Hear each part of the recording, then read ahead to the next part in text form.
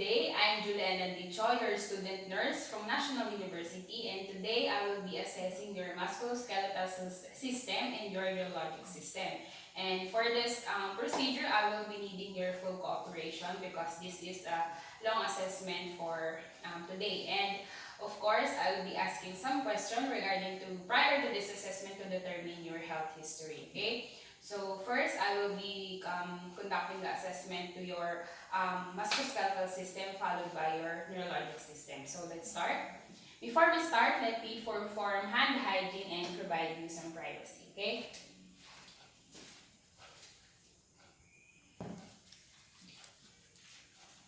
So I'm done performing hand hygiene. So before we proceed to the assessment of your musculoskeletal system, let me ask you some questions. Okay, so regarding to your muscle po, do you have any muscle pain for the past few weeks or days?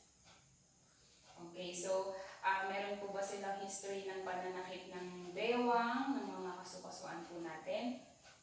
Wala po. Okay po. So, since you are young pa po, meron pa po ba kayong experience na injured for, due to your sports?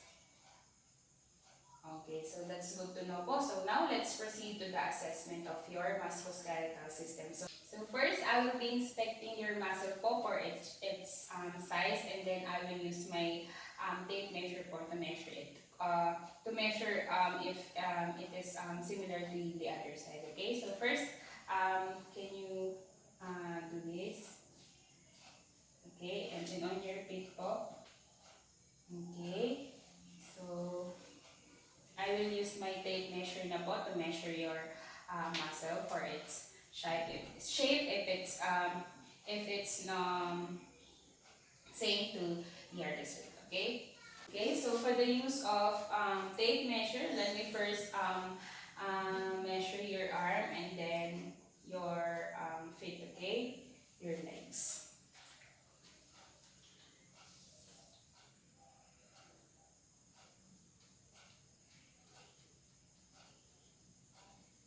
Wala po.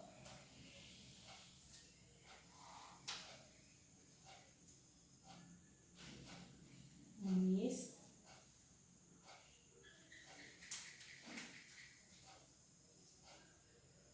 Okay.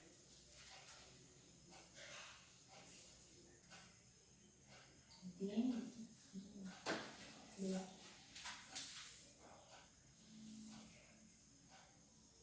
Then, wala naman po. Then,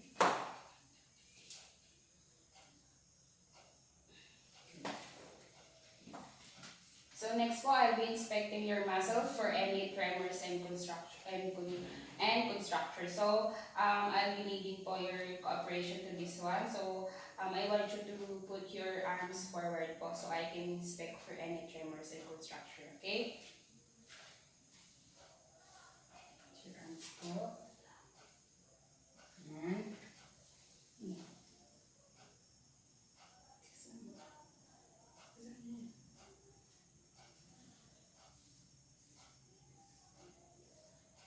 And your feet po. Can you straighten your feet po? Okay, thank you. Okay, so to test your muscle strength po, I want you to squeeze your like this, your hands. Squeeze it up po. Harder. Okay, thank you. So next, for your bones, for your bones and joints, I'll be inspecting your upper to lower extremities, okay? And then I will be palpating for any masses or tenderness. Okay, so let me start from your clavicle.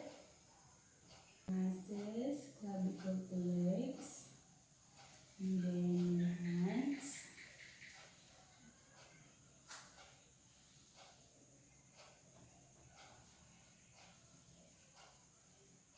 And then your legs,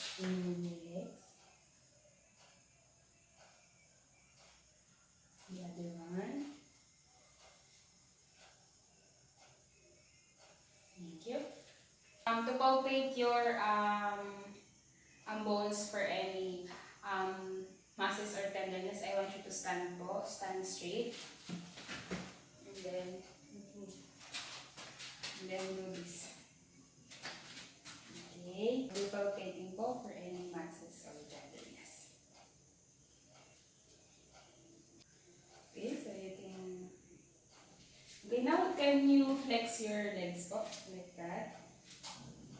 Okay, the other one.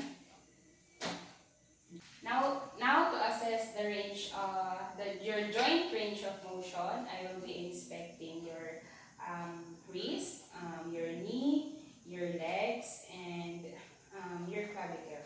Okay, so I'll be inspecting from upper extremities to lower extremities, and then after this, we will be moving on the next assessment. Okay. Now I will be testing your strength again. Knee palpating.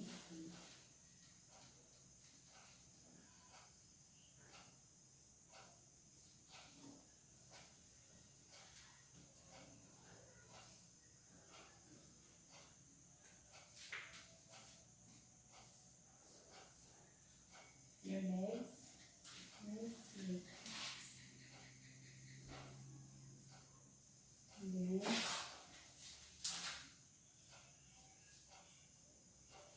okay, thank you.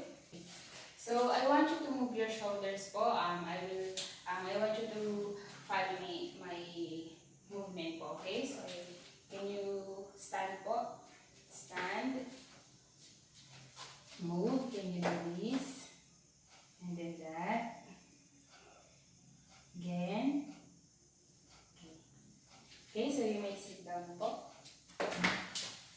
Okay, so upon assessing your musculoskeletal system po, it is good to know that everything is normal. Your muscle size and its your muscle size is normal, and upon palpating, there's no tenderness and masses, and there's no tremors and construction to your bones and joints. Okay, so let's proceed to the next assessment, which is the assessment of your neurologic system. So in this assessment po, I will be needing your full patience and cooperations, because this is a long assessment, and I want you to concentrate and cooperate with this para po mas mabadali yung ating assessment. Okay, so like I did earlier po, before we start, I will perform hand hygiene and provide you some privacy, and I will ask some questions prior to this assessment to determine your health history. Okay, so may na-experience nyo na po ba yung bigla kayo nawala ng pang-amoy or ng panglasa? Okay, so maayos naman po yung natatandaan naman po natin yung mga past happenings po na nangyayari sa atin. Okay, that's good to know. And na-experience niyo po ba yung bigla kayong nawala ng malay or anything? Okay, so that's good to know. Can you tell me your name po and your birth date? Joshua May. And then your birthday po? December 25, 2001. Okay, so can you tell me the exact day today? November 10. Okay, so I want you, may bibigyan po ako sa inyong maliit na statement ng point. I want you to read that po, okay? So what I have with my hands po is some printed words po. So I want you to read a very, very little statement lang po, okay?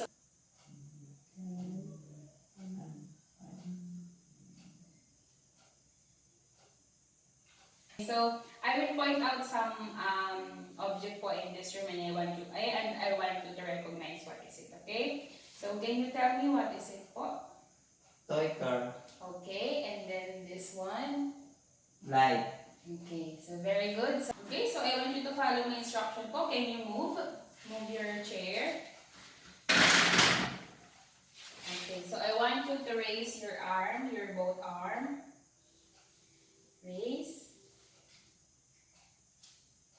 Raise freely. And then I want you to, okay, looking down. Okay, so I want you to sit properly po. Okay, and then I want you to point your toes using your hands. Okay, the other one po.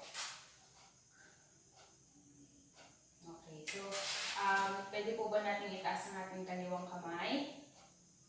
And then ang kanan po. Okay, so very good. Can you state the date and the day today? November 10, Wednesday. Okay. So, ilan po sila magkakapatid? Dalawa po. Okay. So, ilan taon na po yung isa? Yung isa Two. pong kapatid. Okay. So, can you remember po kung ilan taon na po yung parents niyo po? Your father and mother? Your mother po, ilan taon na po sila? 34. And your father po? 36. Okay, so thank you. Okay, so to test your memory po, I want you to repeat the number that I'm going to say. Okay, so 5, 6, 5, 6, 7, 8, 7, 8, 10, 10, 13. 13. Can you repeat that po? 5, 6, 5, 6, 7, 8, 7, 8, 10, 10, 12, 13. 12, 13. Okay, so can you repeat that po? 5, 6, 7, 8, 10, 12, 13. Okay, so very good. Now, I want you to reverse it. I want you to read it backwards. So again, 13, 13, 12, 12, 10, 10, 8, 8, 7, 7, 6, 6, and 5. 5. Now, I want you to repeat it backward po. Again, 13, 12, 10, 8, 7, 6, 5. okay, very good. So, moving on, I want you to, okay, so moving on, let me ask po, what is the activities you did today? Did you do basketball or anything that is part from your hobby po? Basketball po. Basketball, okay. So, can you remember what is my name? Julian. Julian what? Julian Andicho. Okay, thank you. And then, I want you to remember the object that I'm going to say, okay? So, light, clock, and then glass. Light, Light, clock, clock, and then glass. desk, Glass. glass, Light, light, clock, clock, glass. glass. Okay, so I want you to repeat that object po, okay? Now, so can you repeat it? Light. Light, clock, glass. Okay, repeat it again po. Louder. Light, clock, glass. Okay, very good. Okay, so earlier po, you said that you are playing basketball. So, did you experience injury po upon playing basketball? Ito pong kaliwang kamay ko. Na-injured po siya lately. Okay. Okay, so now I want you to state the alphabetical po. Okay, so I want you to state from A to Z. Okay, so can you do that? A, B, C, D, E, F, G, H, I, J, K, L, M, N, O, P, Q, R, S, T, U, V, W, X, Y, Z. Okay, so now I want you to subtract. Can you do that? Subtraction? I will state two numbers and I want you to subtract it, okay? Subtraction po, can you do that? Okay, so thank you. Now, can you subtract 20 by 7? 13. Okay, so thank you. So, now for addition, I want you to add 50 to 12. Can you add that? 62. Okay. So, now I will state two numbers and I want you to add that, okay? So, a very, very simple problem lang po, okay? So, I want you to add 50 to 90. 50. 50. 140. Okay. How about 140 to add 70? 210. Okay, thank you. You're good at math. Okay? So now let's move to your cranial nerves. So I want you to be aware of this, okay? So we have 12 cranial nerves, and as we go along to this assessment, you will know about that, okay? So first, I will be inspecting, of course, your cranial nerve number 1. So now, let's proceed. Okay, now to test your cranial nerve number 1, which is the olfactory, I want you to close your eyes, and then you will you will smell this and you will tell me what is it, okay? If you recognize what is it, okay? Now, can you close your eyes? Coffee. Okay, very good. So now let's move on. To your cranial nerve number 2, which is the optic. Okay. So now I want you to read this Snelling chart. Okay. So I want you to stand po. Stand.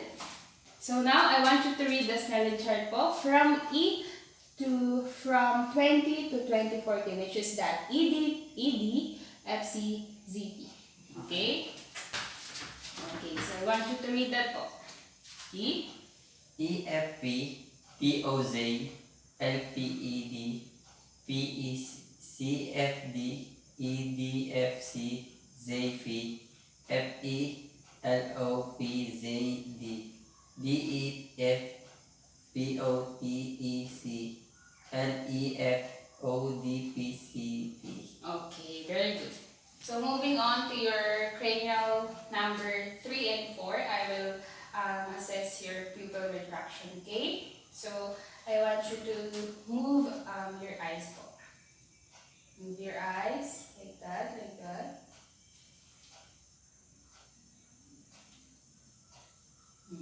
Okay, so now let's proceed to your cranial nerve number 5, and I will test this using the Whips cotton, okay?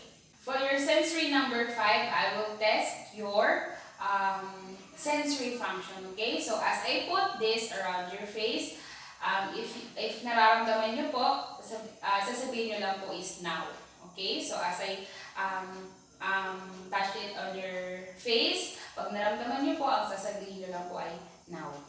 Okay? And then I will put this around your arms din po. And ganun din po, pag naramdaman po nila, sasabihin lang po nila ang now. Okay? Is that clear po? Okay, so now let's proceed. Can you close your eyes? Now, now, now, now, now, now, now, now. Okay.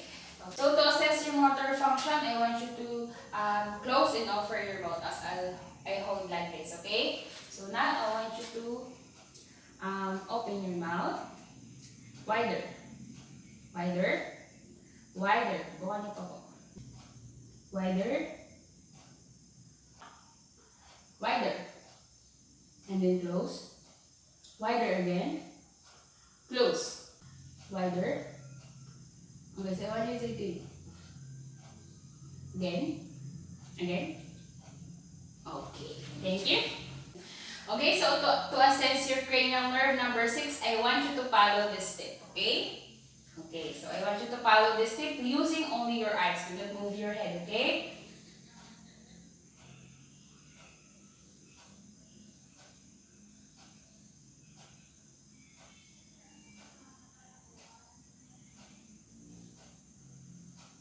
Okay, thank you. To test your cranial nerve number 7, which is your facial motor, I want you to smile. Okay, okay, thank you. Can you raise your eyebrows po like this? Okay, so I want you to blink your eyes like that. Can you chew like that? Okay, so apart from assessing your facial motor po, I want you to recognize what is it. Okay, so as I put this on your tongue, I want you to recognize the states. Okay. Okay, so now can you protrude your tongue po? Okay, so I want you to gaya na.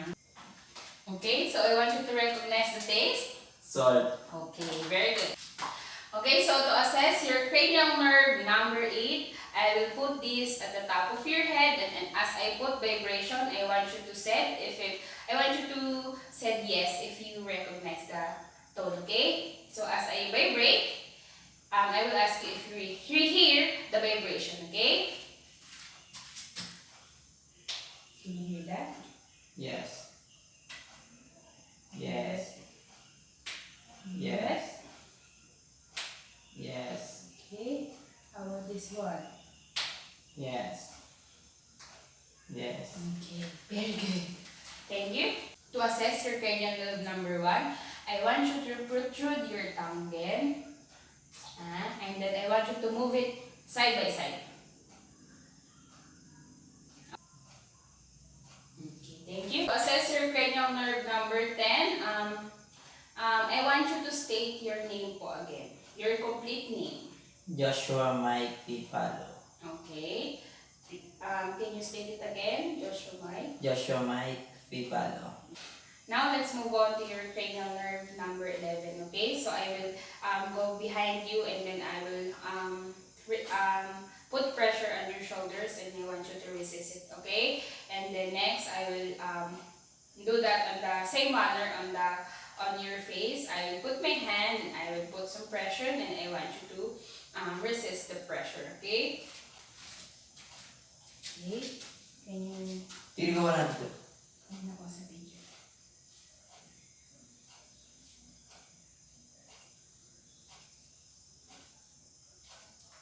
Okay. On your face.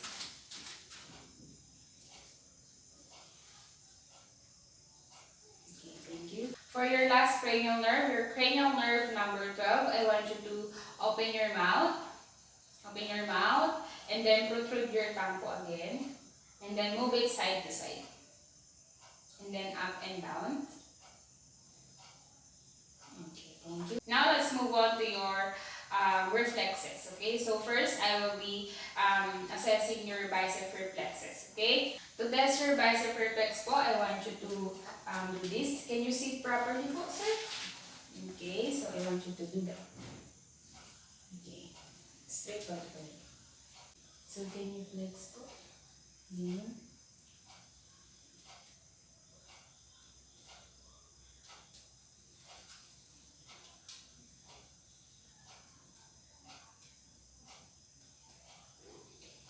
Okay, thank you.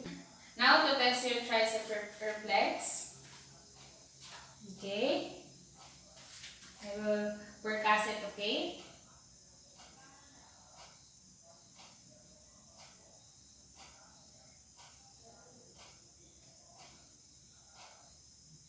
Okay, the other one po.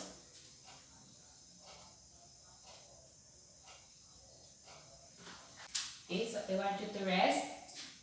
Okay.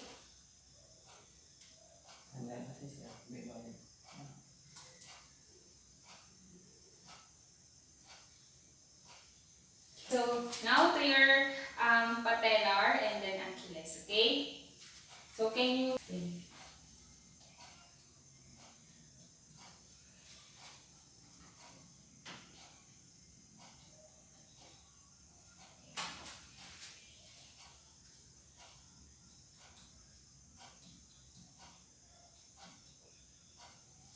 So to continue this assessment, you will be performing some small activity for me to assess any abnormalities, okay? So now I want you to stand and walk side by side, okay? Okay, so I want you to start. Okay, so I want you to walk po. Okay, again, can you move? Okay, very good. Can you stand straight po like this? Okay. Okay, thank you. To continue this test, I want you to stand using one foot po, okay? Okay. Okay, thank you. So I want you to do the heel-toe walking, okay? I want you to do the heel-toe walking. So you use your heel as you walk, like that. Okay, so you will see like this. Okay, using your heel. Okay. And I want you to walk again using your heel like that. Okay. And then, okay. Okay, thank you.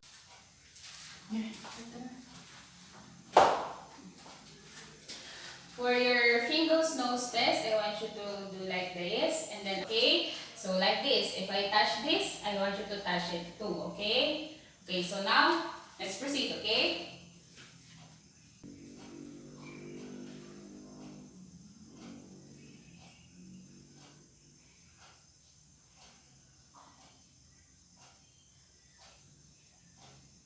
Okay, thank you.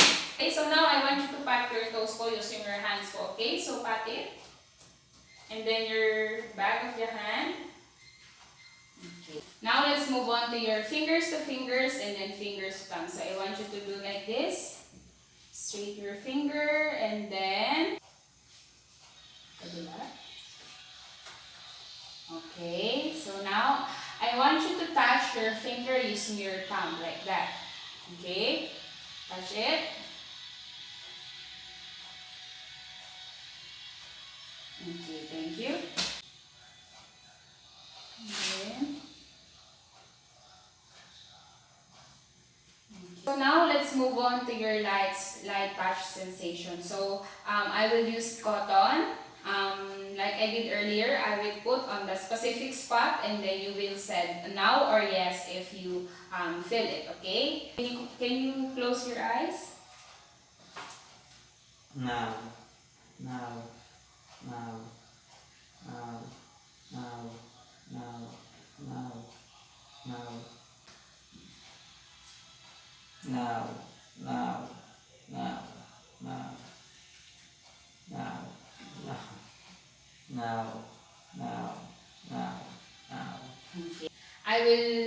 I will use this sterile pin to touch a specific part of your body like I did earlier. And again, you will say to me sharp if you feel it, okay? So again, if you feel the touch of this sterile pin, you will say sharp, okay? So now let's start. Can you sit properly? Okay. Sharp, sharp, sharp, sharp, sharp. Okay, thank you. Okay, now so to test your temperature sensation, I will use again the cotton, but now it is wet. Okay, so now you will recognize if the water I use is cold or hot. Okay, so I will touch again some part of your body and then you will say to me if it hot or cold. Okay, can you do that? Okay, so now we can use it properly. Cold, cold, cold. Okay, thank you. Now to test your position sensation, I will use my middle finger to assess it. Okay, so I will place it on your arm and then on your toe. Okay, so let me start your arm. So I want you to flex your arm and then do that as I put my middle finger. Okay. Okay, so flex it, flex, and then move like that. Then again, move, again. Okay. On your feet. And then go again. Baba mo masyado. So now for the last test, I will test your tactile discrimination, okay? So I will use two objects and I will place it on specific part of your body, and I want you to recognize what is that object, okay? Okay, can you do this position on your same hand po? Okay. Now for the last test, I will test your tactile discrimination, okay? So I will use two objects and I will place it on specific part of your body, and I want you to recognize what is that object, okay? This one, what is that? Pin. This one. Okay. I will wrote a number on your palm and I want you to recognize what is that number, okay? What is that number? 2, And then this one. 6. Okay, so that's all for your neurologic system, and thank you again for your full cooperation. It is a long assessment, but I can see that from the very start at the end you are full cooperated. Okay, so again, thank you for your cooperation, and to state your findings upon this assessment, everything is normal. You have good memory. You have very light condition, and the last test is went normal, and everything is normal upon performing this assessment. And again, thank you for your cooperation. Thank you.